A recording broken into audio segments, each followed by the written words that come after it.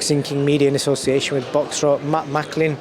What a night Sky have got in store for the fans this Saturday. Some solid 50-50 fights and a solid undercard. Yeah, exactly. Look, February was a big month in terms of we had some big fights, big names, Eubank, Williams, Khan Brook, Josh Taylor, Cattrall. Those were big events, weren't they? Stadium fights, massive crowds, all that. This is more of a trade, but this, these aren't big names. These are guys making their name, trying to climb that ladder. And on the card, though, they're really competitive matchups. You always say, oh, it's a 50-50. You don't know until the bell goes, and it might not turn out that way. It could be a blast out, but on paper, these are really well-matched competitive fights. 100%, man. The main event, obviously, Dion Jumas took this at short notice, but it looks like he's been training because it looks like he's in shape. That's a proper 50-50 fight, that. Yeah, well, they were both training for fights on this card anyway, so the fact that they're both opponents pulled out, they've just gone, all right, well, let's fight each other, and both undefeated, both Londoners, both sparred each other. I think Jumas, as Riakporhe mentioned, hasn't really kicked on. He hasn't been busy, he's never really got that activity, that momentum. Riakporhe's had periods of that, but lately he has been busy, he has been active. He boxed in October, boxed again in November, got his wins. And when you're boxing regularly, your confidence builds, your sharpness builds, your fitness, your conditioning, you're in shape. And so Juma doesn't really have that on his side, but this could be that fight where he kind of nicks it off Riakporhe. He piggybacks off he robs his profile, robs his momentum if he was to spring the upset. And I say upset because even though it's well matched and people are divided, you've got to say Riakporhe's the favourite because he's the one who's had that momentum in his career recently. Yeah, fair dues, man. And on the actual event, every weekend there's always one fighter that goes viral on social media, whether it's a knockout or a crazy moment in a fight. On this particular card, give me one guy do you think who could potentially break social media this Saturday? Do you know, I was just talking to Matthew Tinker because I met him a few years back in New York. Nice guy.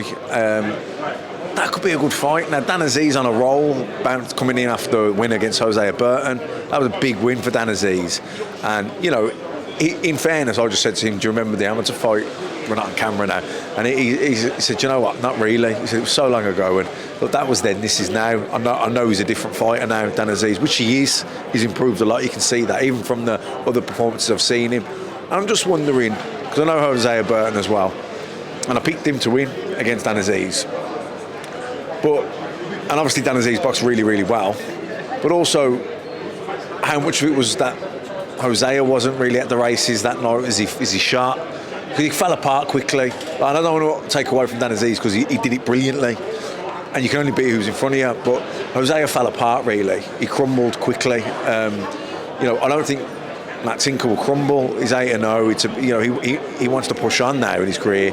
He was the better amateur. Again, what does that mean? Long time ago, Dan Aziz turned into a really solid pro. But I just think it's a good fight. I think it's a fight that we could... everyone that thinks the main event's going to be the fight of the night, and then people are looking at, Adam Azim stepping up in only his fourth fight, boxing the Southern Area champion. So, and then there's a few showcase fights, I suppose, on the undercard as well. But I think that one, I think the Dan Aziz, Matt Tinker one could be could steal the night.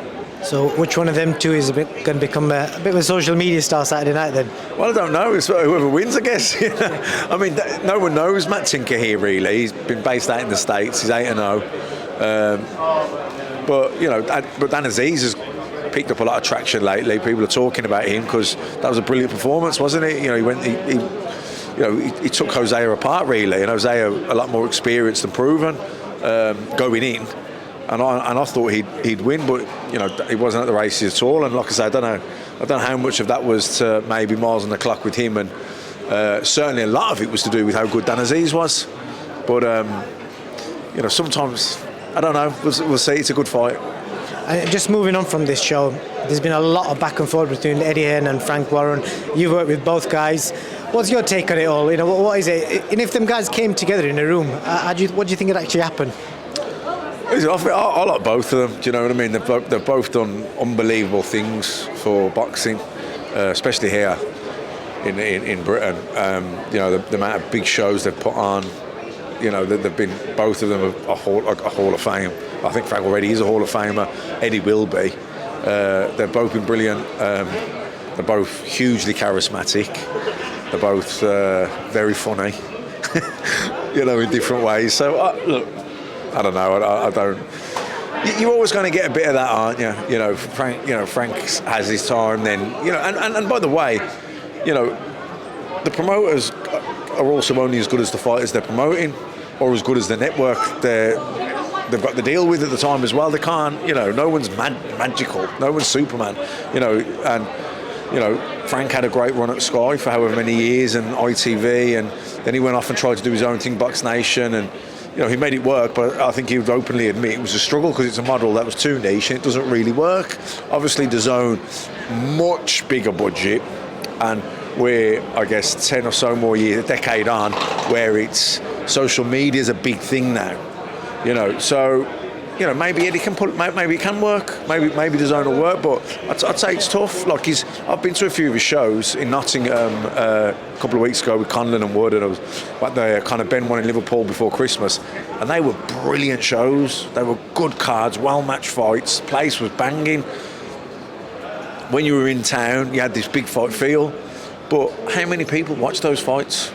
You know, how many subscriptions of DAZN you got? And you might say, well, that doesn't matter. The fighters are getting paid. Yeah, that's great for the people who are already up here as stars. You know, the Katie Taylors of the world, doesn't really matter who many watches. She's getting paid. She's earning the big money. But like, if you're trying to bring a young prospect, like Adam Azim's boxing here on Saturday, you know, how many people are going to see his fight? I don't know, but it's going to be a lot. You know, how many people are seeing the fight? Like CONLAN Wood, what a fight that was. You know, banged out live arena. When we went there, the atmosphere was bouncing. There was a big fight feel, absolutely, in and around Nottingham, even in the city centre, walking down to the fight. But you know, how many people watch that fight on DAZN? You know, I don't know, but you hear people are throwing numbers around. Not a lot. You know, a million people watch Eubank and Williams. 900,000 people watch Josh Taylor and Jack Catterall. They're massive figures. Eddie Hearn suggested that more people watch CONLAN Wood compared to the last two BT shows. What do you think about that? Well, I don't know. You know, I don't know the answer to that. You know, but again, Frank's put on some good shows, really, and it's a shame that. But when he was doing Box Nation, I remember being at a few of those Box Nation shows, and they were solid cards. Like, you know, the British title fight was probably the fourth best fight on the card. You know, that's how far down it was. A British title fight and a good British title fight. They were well matched. There were some really good fights. You know, Jack Catterall, not a big name because he came through really on Box Nation, didn't he? For much of his career. So, and it wasn't getting the viewing figures. It wasn't getting the subscriptions, because how do you promote it? If you know, to know Box Nation was on, all right, there's an advert in the Boxing News, but like what you've got with Sky is, and I know I've gone on a tangent a bit. You've asked me about BT, but what you got with Sky is, you've got that Sky Sports News channel. Like you just don't understand what a machine that is. You know, I was in the gym a couple of times the week before or the week after Calm Brook, and it was just on every telly. You know, then I went into a deli to get a sandwich. It was on the telly. You know, Sky Sports News. It's just rammed down your throat. You can't not know the fight's happening. Do you understand? So, like, and every you know, like, that's in like the delis. It's in the gyms. It's in whatever, and like, you know, every sports fan, most people in the UK are a football fan. They've got a team and they follow, so they watch that Sky Sports News. So they, you know, and most men will watch a fight even if they're not a hardcore boxing fan. And so when it's getting rammed down their throat, they can't help but buy into it, especially if you've got some good storylines or two characters where, like I say, back to the DAZN and the Box Nation, where you're in that niche boxing model. You've already got to be a boxing fan to have subscribed to have bought the channel, so you already know that fight's happening anyway. But what about the football fan that watches 3 or 4 fights a year? He's not getting that promotion. I suppose that's the market that, you know, I'm sure DAZN are trying to get into, especially with this new DAZN pay-per-view model that they've got coming out. I spoke to Adam Smith. I think he's very confident that Anthony Joshua will stay with Sky. Do you think that's the way he'll go? Well, I would. If I was Anthony Joshua at this stage of my career, I wouldn't want to be taking a punt on something like, because again, even if he goes on DAZN and they don't want to, unless they're going to guarantee him X amount, and he's happy with the figure.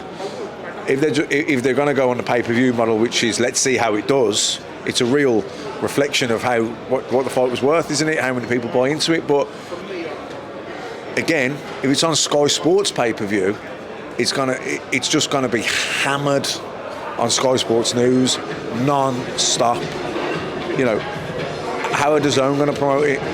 Yeah, they'll go locally. They'll have a public workout. They'll probably spend some money on billboards and maybe on some buses and ads in local paper. But like, you're not going to get that Sky Sports News promotion behind it. It's just not. So therefore, how many buys is it going to do on the DAZN pay-per-view? You know, I was in Ireland before Christmas, and we was on about Katie Taylor, and this pub that I'm in was full of sports fans. You know, like not boxing fans, but any sport.